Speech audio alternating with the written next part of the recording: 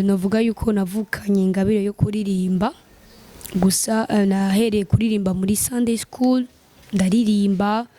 hagera ahantu baramfata barankura muri Sunday school ndakunda kubigira ku ibintu byinshi cyane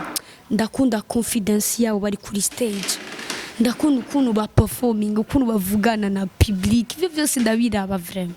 gospel nahone ako kantu karashobora kuba karimo mugabo si cyane kuko ahantu henshi maze kugenda ndakunda nshitse ndakumva bavuza indirimbo z'abaririmbyi bo muri gospel bagira gospel b'abarundi nushaka kuja contre yiwe cyangwa sanga abandi biva kuki kutaronka abantu babafasha twebwe erega twe turi mu buntu cyo nico navuga kuko kijyagiye ba sister bacu barastragolinze adora sister wanje kumuhanura adore se ndakumbuye kuno yakora avant tamsi fuye sumilele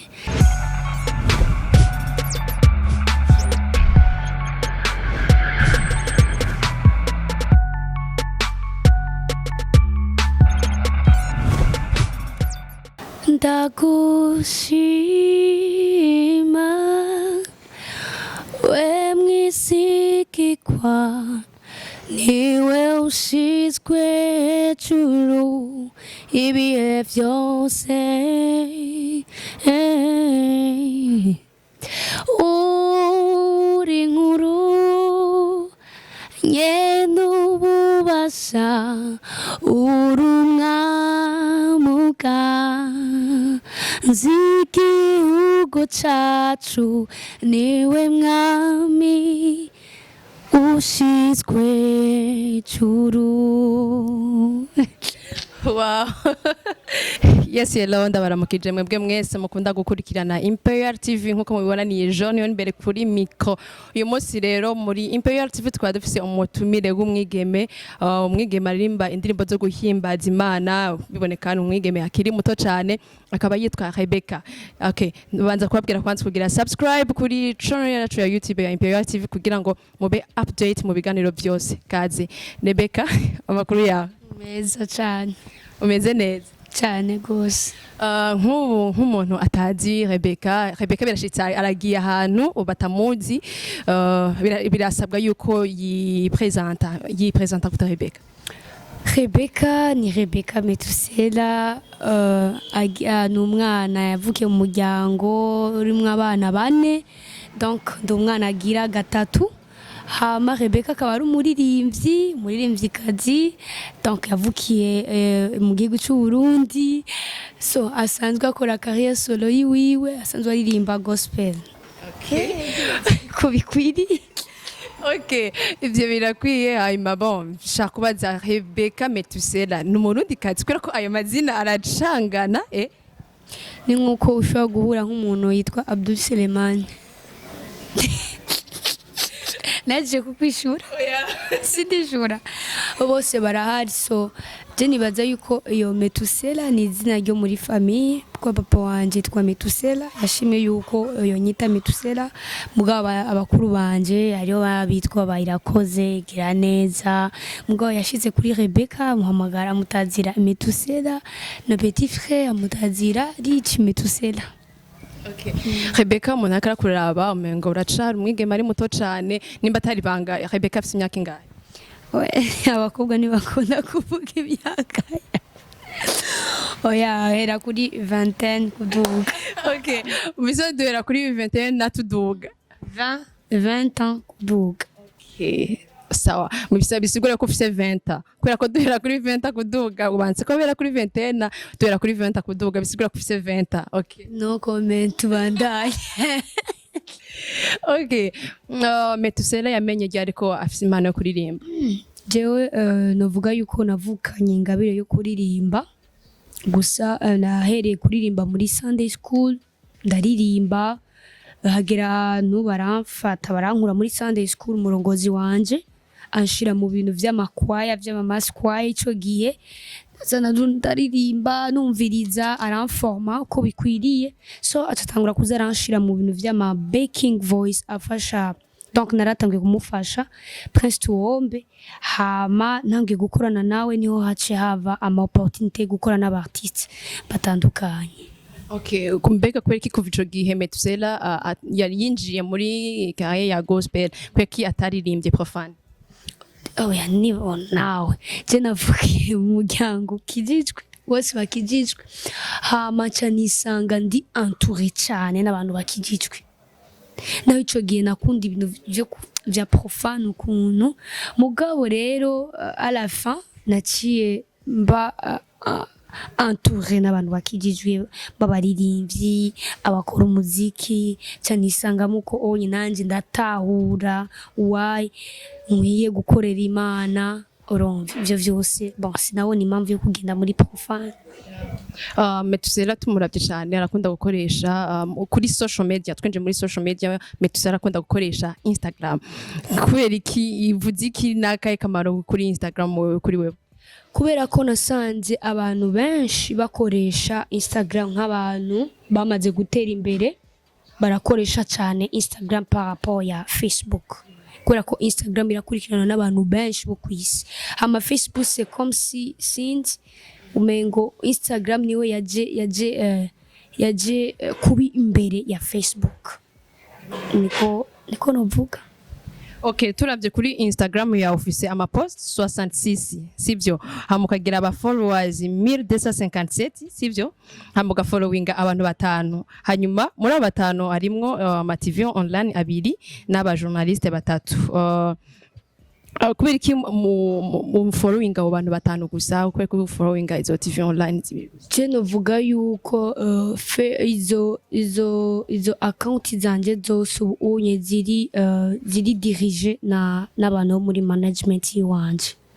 so ubu unye niho twabaye c'est comme si twako turarenouveler ama account ziwanje so bari muri ma procédure zo kugenda ba followinga urumva yuko bataraheza biri mu nzira. Okay, no kugara ku followinga abantu batanu gusa. Oya sabatanu gusa turacakora ndibaza yuko kubera ko nanje ndakunda gufollowinga cyane abarundi kandi abartiste so no nco gituma niko ndakubwira yuko bariko bararenovela ama account ziwanje nuko umu artiste ukunda ufollowinga kuri Instagram ninde cyane ndakunda gufollowinga abo hanze ndakunda gufollowinga ba Snatch ba Franklin bajya ba mama bari powerful so nino ndakunda gufollowinga cyane Apollinaire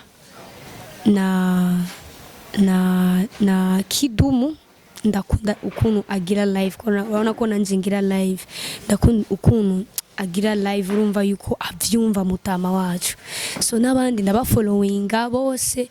cyane cyane ndakunda kumviriza mu byo bw'umuziki kubera ko urabona nanje nivyo ndimo mu bya performance ya live ego nibora bishika Metusela ka followinga umuririmbyi arimba profane ego cyane kandi cyane gose kuko hari ibintu ndakunda kubigira ku ibintu byinshi cyane ndakunda confidence yabo bari kuri stage ndakunda ukuntu ba performing ukuntu bavugana na public ivyo byose ndabiraba vraiment. Okay, umuririmbyi ukunda cyane yange na performinga ukunda gufollowinga nga mu Burundi nuwa ni benshi arimba profane ni benshi nukuri kuko ariyo video meruka kuraba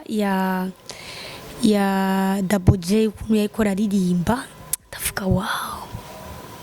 ufite sinovuga yuko ngo nkunda kuraba uyu oya ndakunda kuraba cyane benshi ko arige bagira ama concert cyangwa kagira ama live streaming sinzi ivyo byose ndakunda gukurikirana ariyo target mbamfise ndiko ndaraba ukuntu ba performing Okay, metuka tuje gatoya kuri concert yawe ya le 11 octobre sivyo tubwire bimeze gute byifashe gute byipanze gute? Le 11 zawari dimanche so dimanche bizobera kuri Life Center mu Nyakabiga ya kabiri barabara gicenda so turi hajya bizotangura 15h hazoba ari red carpet murahawe kaze kuza wambaye neza nawe urahawe kaze na Imperial ndayihaye ndabahaye kaze mwese hama 16h tuzoba dutanguye igiteramo cacu so tuzoba turi kumwe n'abaririmbyi batandukanye tuzoba turi kumwe na Armel Ishimwe tuzoba turi kumwe na Kelo Supendo tuzoba turi kumwe na Apollinaire. Okay, Rebecca dusubira inyuma gatoya kuri concert wakoze mu mwaka uheze hari mu mwaka uheze wayikoze le 11 août sibyo le 11 hari on le 11 août 2019 Rebecca celebration kweri kimisho c'est le 11 le 11 rafise ikisiguye cyane gose cyane ndibaza nzokibabwira ujya musi le 11 rafise ikintu yagize impact mu buzima bwanje ego none nta kuntu basiwo twibira akabanga kuri Imperial TV ne babwiye hariya ntibizo biri surprise ndakeneye ko hariyo ama surprise menshi hariya Okay, Rebe, none nk'abandi baririmbyi baririmba amaprofane baguma bidoga nga ba DJs ntibavuga ntibaguvuza indirimbo zabo muri gospel imeze gute nta myidogo yihari ko aba DJs batavuza indirimbo zabo muri gospel nahone ako kantu karashobora kuba karimo mugabo si cyane kuko ahantu henshi maze kugenda ndakunda nshitse ndakumva bavuza indirimbo z'abaririmbyi bo muri gospel bagira gospel b'abarundi bon si cyane mugabo ikintu je novuga nuko dukunde ibintu vyacu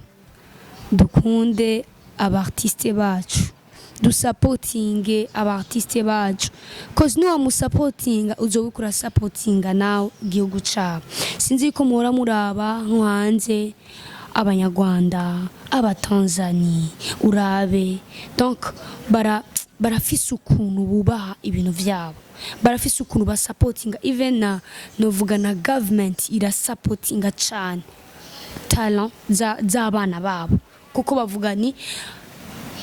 tugize ndashaka kukweza example nk'umuririmvi Diamond niwe nariko ndakurikirana ibintu vyiwiwe ono ngene na president Paul Magufuli ikuntu yari fier vuga ni uyu mwana yarakoze cyane yaratwaye ibendera ya Tanzania hanze ubunye abatanzania basigaye bazwi hanze nusho kuvuga Tanzania ntibayimenye canke mu Rwanda kweri iki baratanga support no muri Kenya nuko nyene so natwe ifo yuko du supporting ibintu vyacu kuko turafise target yuko natwe ari ahantu dukeneye gushitsa igihugu cacu hariya mu makungu ya nivyo nomvuga. Okay Rebe, même si uri muri gospel urimba gospel hari ibintu udakunda muri industry yo mu Burundi nivyo udakunda jewe sinkunda like ari ibintu nabonye vy'ama video nivyanyohera kubera iki bitangyoheye kubera ko jewe navuze yuko jewe bivanye nanje sinzi abandi ukuntu babitahura urazi wowe uri ngaha cyane ujya mu cameraman hari umuntu ariko ara impact inyuma yiwe hari umuntu akuraba bakavuga icomereza umunsi umwe nkamera kurumva umva yuko hari umuntu uri kure impact kuko umenye yuko ukoze nabi uri kurica generation iri nyuma si uyu munsi hariyo abaririmbyi turiko turakora uku canke je ndiko ndaririmba uku hari ibintu byinshi nigiye kuri Apollinaire kugeza ubu mvuga ni wow guhimbaza cyo kuririmba uku canke kugira ukuntu umva yuko twebwe abaririmbyi twese tuko turaflowinga mu ruzi rwa Apotre kurumva so bisigura yuko ivyo dukora byose tumenye yuko hariyo generation iri nyuma tumenye yuko hari abantu bariko baraturaba tumenye yuko ko turiko turigisha abantu turiko turigisha generation kuko hariyo nk'umuntu akunda kuririmba eske amboye ndiko ndagira ibintu ndiko ndikomporta ukuntu kutariko nawe nazoza uko nyene nazovuga na Rebecca arabikoze me tumenye yuko twebwe turi icirore generation iri kwirabiramo so tuziganye reputation yacu kandi turabe success yacu success ntibe drogue ku buzima bwacu nico. Nuwahe muririmbyi aririmba indirimbo zo guhimbaza Imana umva unyotewe gukorana nawe? Antuka sinoreka kuvuga vraiment. Ndakunda sinzi yuko namaze kuvuga cyane ndakunda Apotre. Je sinzi gituma Apotre ndakunda ofite naramaze kumwiga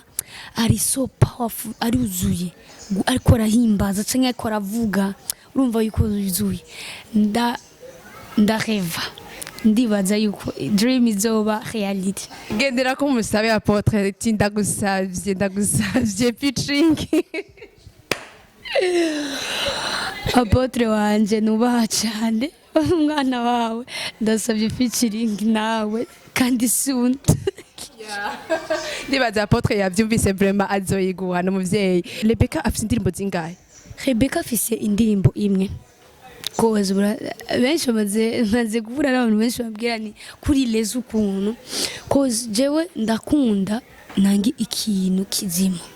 hako nkora ibintu byinshi atana kimwe biza gufasha abantu so kandi afise na staff canke management yanje ivuga ni bara planning so iyi period izo bari period yo gusora indirimbo iyi period zo buriko urakora ukuntu so urumva yuko ibi bintu vyinjiyemo vya concert twe twifise muri calendrier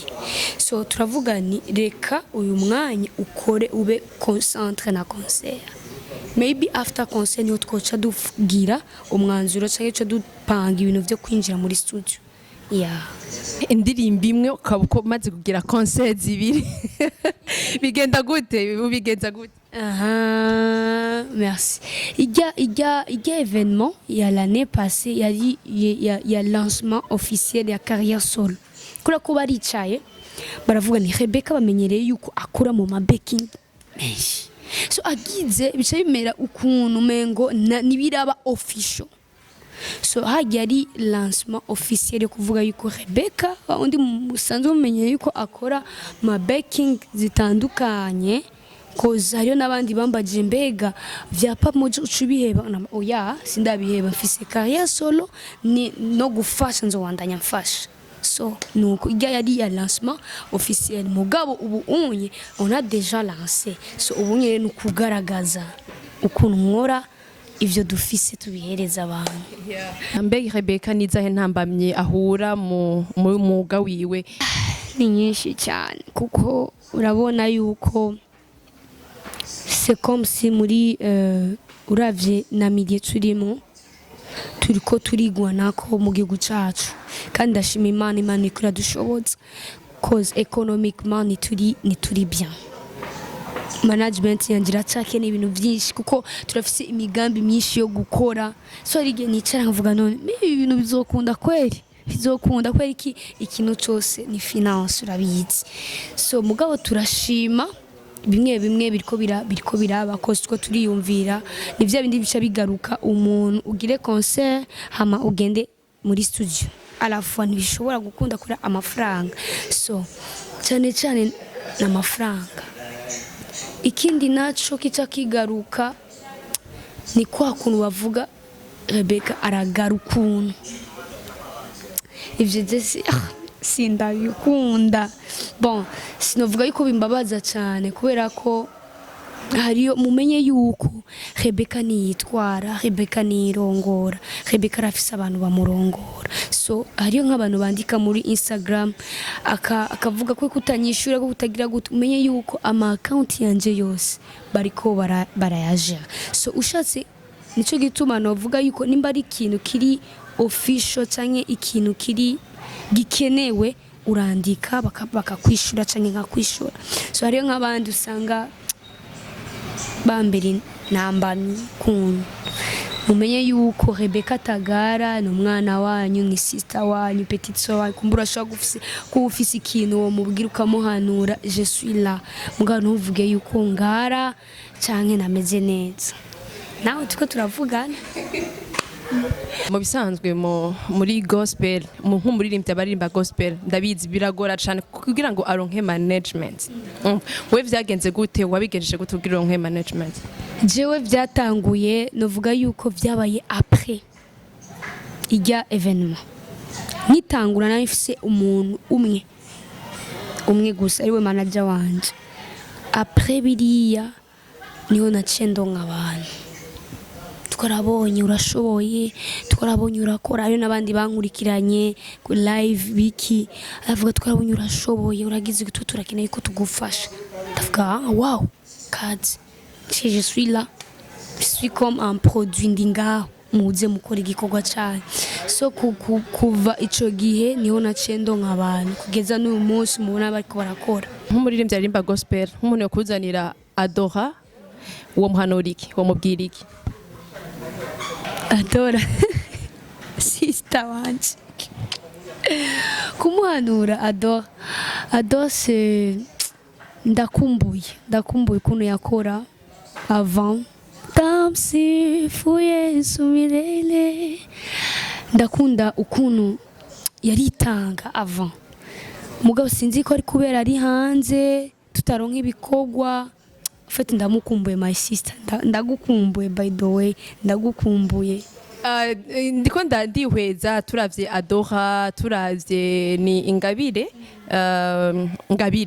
ngabire turavye abakobwa canke ubu bahora batwitangiye imbere ubu bamaze kuba abamama kenshi usanga barabihevye usanga barabivuyemo nigikobwira abandi bigeme canke iyi generation iriko irakora ubu canke kubgawe wiyumvira ko ari kwera kibabivamo jewe ikintu igituma babivamo benshi usanga bataronka abafasha basupporting igikorwa na nico kintu nanje mvuga ni Imana uhoraho urazi igikorwa ashize muri jewe muza n'umuntu azonyumva anahura kuko hariho nk'umupartenaire ushobora kuronka kubwira ni hagarika rero itwararika famille yawe ntushobora kuja contre yiwe cyangwa ugasanga abandi biva kuki kutaronka abantu babafasha twebwe erega twe turi mu buntu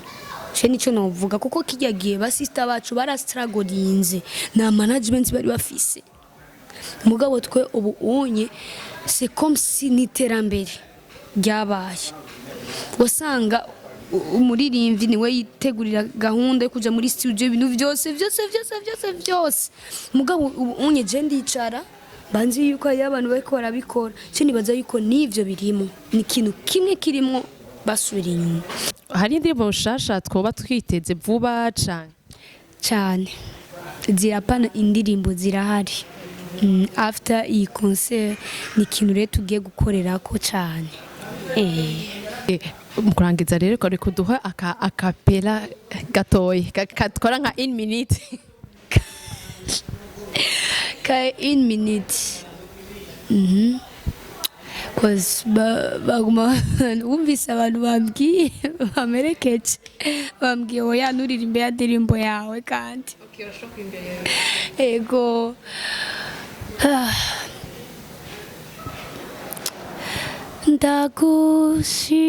ndagushima we mwisigikwa niwe ushizwe hejuru ibihe byose uri nkuru nyene ububasha uri umwamuga z'igihugu cacu niwe mwami